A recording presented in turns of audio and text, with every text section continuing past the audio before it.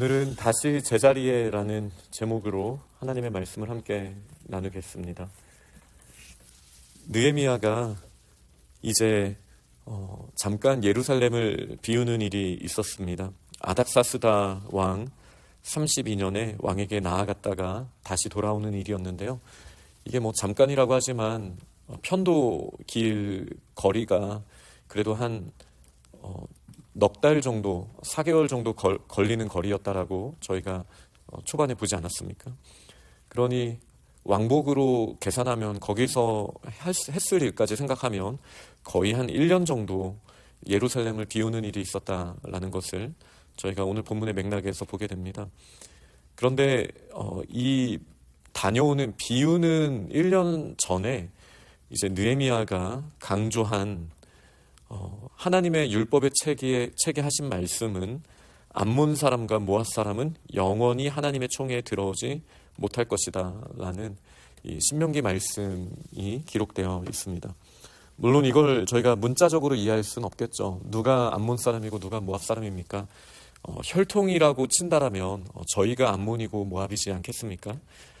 그러면 당연히 다윗 왕의 할머니인 룻도 하나님의 총에 들어올 수 없었겠죠. 그러나 믿음의 고백을 한 사람이라면 당연히 들어올 수 있습니다. 그러나 이 암몬과 모압이 들어오지 못하는 이유는 이제 가나안 땅으로 돌아오는 이 출애굽한 공동체가 그 길을 열어달라고 했을 때 그럴 수 없다라고 말했던 점과 그게 이제 2절 앞부분에 나온 내용이죠. 그리고 모압 왕이 이제 발람을 통하여서 저주하게 했던 그 사건, 이 사건이 기록되어 있습니다. 그러나 이 사건보다 더 강력했던 것은 무엇이었죠? 발람의 저주를 도리어 복으로 바꾸신 하나님이시지만 그러나 이 발람은 바알볼에서 이스라엘이 음행하게 했습니다. 그러니 이렇게 말할 수 있습니다. 핍박보다 우리가 더 두려워해야 하는 것은 유혹입니다. 우리 그리스도인들은 핍박을 통해서는 더 강해질 수 있습니다. 그러나 유혹을 통해서 과연 더 강해질 수 있는가? 이 부분에 대해서는 우리가 자신감을 가져서는 안 됩니다. 우리의 한없이 연약함을 인정하고 하나님의 십자가, 예수 그리스도의 십자가 앞에 항상 저희는 그 빛을 비추며 스스로를 돌아보고 스스로를 신뢰해서는 안 됩니다. 적어도 유혹 앞에서는요. 그러니 이 발람의 꾀에 따라서 이 바알볼 사건, 미디안에서 미디안 여인들과 음행하였던 이 바알볼에서 음행하였던 이 사건, 그리고 또 모압 여인들과 음행하였던 이 사건 때문에 결국 수많은 사람들이 죽게 되었었습니다. 그러나 그때에는 하나님이 세우신 제사장이 이 부정함을 떨어뜨려내는 이 일을 감당하죠. 그리고 하나님 앞에 다시 용서를 구하고 거룩한 공동체가 되기 위하여 힘썼던 모습이, 그 내용이 성경에 잘 기록되어 있습니다. 그런데 이 사건은 역사적인 사건이기도 하지만 앞으로 일어날 이스라엘의 죄에 대한 어떤 전조와도 같은 사건이었습니다. 그 이후에 어떤 일이 일어납니까? 신명기 말씀과 다르게 이스라엘의 왕들은 이방 여인들과 결혼합니다. 이것이 발람의 꾀가 아니면 무엇입니까? 그들은 이방인들과 결혼하였고 그들의 신을 들여왔고 우상 숭배를 하게 되었습니다. 결국 그 유혹에 이기지 못하고 넘어졌던 것이 북이스라엘과 남유다의 모습이었습니다. 그리고 북이스라엘에 대한 심판은 그 당연한 대가로서 혼합주의에 이렇게 섞이게 되는 형벌을 아수르에 의해 받게 됩니다. 근데 그것을 마치 개구리가 끓는 물에서 서서히 끓어가는 물에서 그 차이를 못 느끼는 것처럼 그 혼합주의 자체가 축복이라고 생각했던, 유혹을 대할 때 저희가 보통 그렇게 생각하잖아요. 그랬던 모습이 북이스라엘 가운데 있었겠죠. 결국은 이제 사마리아라는 이름으로 남게 됩니다. 그러나 남유다는 오히려 이 일을 계기로 심판 이후에 그 바알볼 사건 이후에 정결을 선택했던 남아있던 이스라엘 사람들처럼 바벨론에 끌려가서도 그들의 문화와 그들의 세력과 혼합하려고 하지 않고 또 하나님 앞에 바로 서기 위해서 노력했던 것을 저희는 알고 있습니다. 그 결과 결국 하나님께서는 그들을 70년 만에 돌려보내시고 성전을 세우시고 성벽을 세우시고 언약을 새롭게 세우게 하셨으며, 그리고 다시 그들이 정결을 선택하게끔 하셨던 이 기나긴 개혁, 거의 100년에 걸친 개혁이 지금 일어나지 않았습니까? 그런데 다시 제자리로 돌아간 상황이 느헤미야가 잠깐 자리를 비운 사이에 생기고 말았습니다. 오늘 본문 1절에 나온 암몬 사람, 모압 사람이라는 구체적인 이 지시어에 부합하는 이 도비아라는 사람, 느헤미야 앞부분에서부터 계속 대적으로 나왔고, 처음에는 핍박하는 모습으로, 그 다음에 유혹하는 모습으로 이 바알브올의 잔재와도 같았던 도비아가 다시 나옵니다. 이전에는 제사장이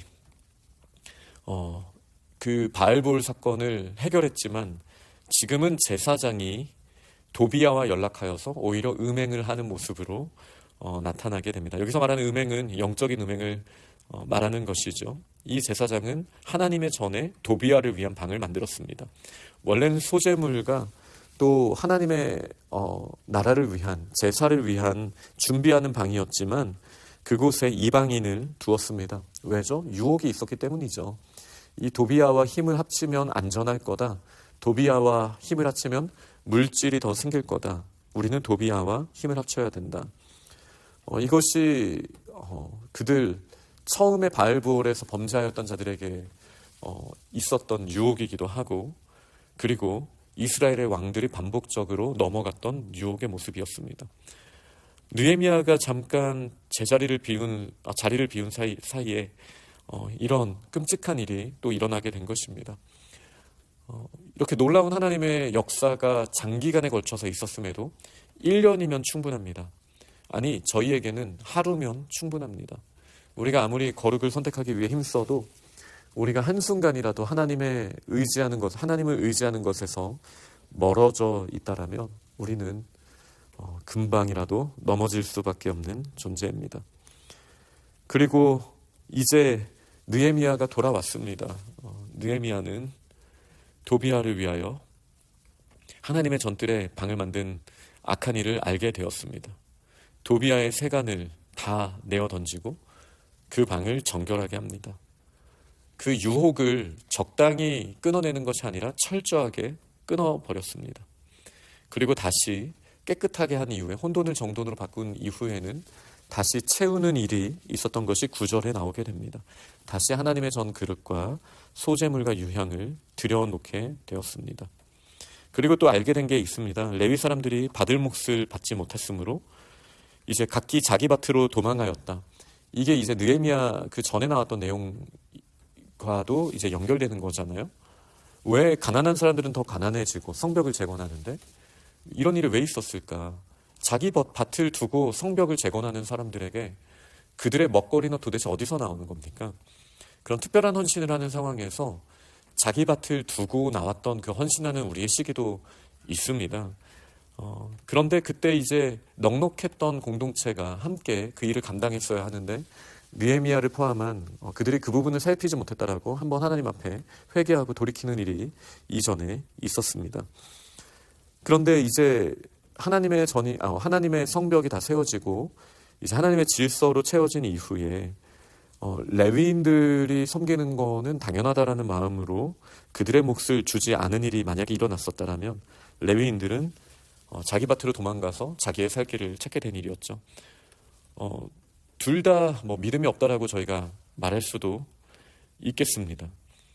느헤미야는 민장들을, 리더십들을 꾸짖어서 하나님의 전이 어찌 버림받을 수 있느냐라고 말하고 레위 사람들을 불러 다시 제자리에 세웠습니다. 제가 다시 제자리에라고 오늘 제목을 말씀드렸는데 이거는 나쁜 의미로도 좋은 의미로도 우리가 늘 쓸 수 있는 말인 것 같습니다. 우리가 하나님 앞에 바로 서고자 노력하지 않으면, 성령을 의지하지 않으면 유혹에 따라 우리는 다시 제자리에, 우리의 연약함에 노출되고 그 자리에 설 수밖에 없습니다. 그러나 우리의 연약함을 깨닫고 하나님 앞에 무릎 꿇고 의지하며 나아갈 때 하나님은 하나님이 기뻐하시는 그 자리에, 다시 그 자리에 세워주시는 분임을 믿습니다. 결국 이렇게 다시 질서가 세워집니다. 저희는 이 본문을 통하여 다시 한번 깨닫게 됩니다. 항상 흔들리고 풀어지는 일들은 일어날 수 있다는 사실이죠. 우리가 아무리 경건의 훈련을 하고 또 귀한 직분을 하나님이 저희에게 맡기셨어도 이 바알볼의 유혹은 언제라도 우리에게 일어나게 됩니다. 우리는 언제라도 넘어질 수 있습니다. 그러나 넘어지려고 할 때 흔들릴 때도 우리는 하나님을 의지할 수 있습니다. 그러면 그 유혹을 이겨낼 힘을 반드시 주십니다. 그러나 설령 넘어진다 하더라도 늦은 것은 아니죠.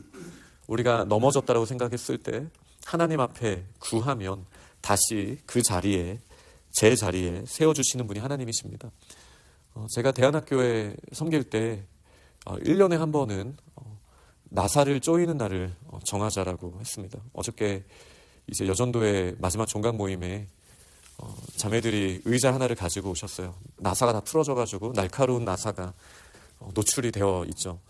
저희 아이들이 주일날이나 저곳에서 의자를 가지고 노는 모습을 보면 언제든지 나사는 풀어질 수 있다는 걸 저희는 알고 있습니다. 그럼 어떻게 해야 하죠? 다시 제자리에 쪼여야죠. 나사는 쪼여야 되는 겁니다. 가만 놔두면 결국은 우리의 하중을 받으면서 풀어지게 되어 있습니다. 식당에 있는 의자나 테이블도 다 안전하겠습니까? 일이 일어나고 쪼이는 것도 방법이지만 저희가 미리 날을 정해서 한 번 정도는 그 나사들을 다 쪼이는 것도 필요할 것입니다. 마찬가지입니다. 유혹 앞에서 저희는 언제든지 넘어질 수 있지만 평소에 쪼여두는 것도 지혜로운 일이라 할 수 있습니다. 내가 어떤 유혹에 약한가? 핍박이 온다라면 나는 언제라도 하나님 앞에 헌신을 결단할 수 있지만 그러나 유혹 앞에서 우리가 쉽게 그렇게 말할 수는 없죠.